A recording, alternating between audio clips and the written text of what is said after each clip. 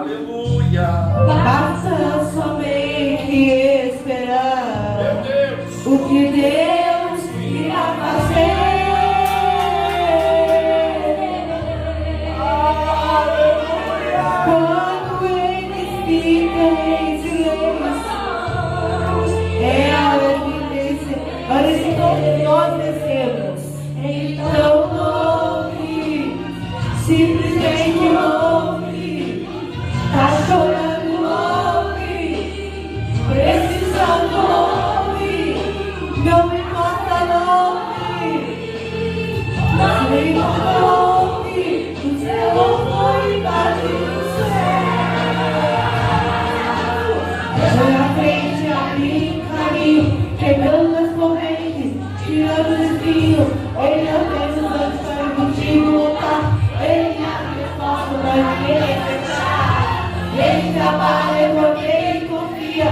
De noite e de dia, pega suas mãos, igreja. Pega suas mãos, também não quebrou. Começa a cantar com muito louvor. Com muito louvor. Muito louvor. Com muito louvor.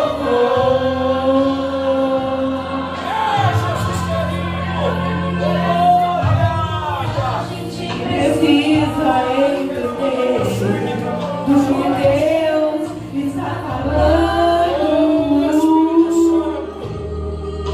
Deixa eu falar.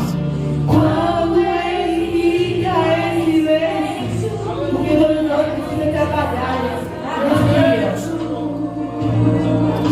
Glória. Basta somente esperar do que Deus irá fazer. Quando Ele estende suas mãos, é a hora de vencer. Aleluia! Então louve, simplesmente louve. Tá chorando, louve. Tô chorando, louve. Tá sofrendo, louve. Não importa, louve.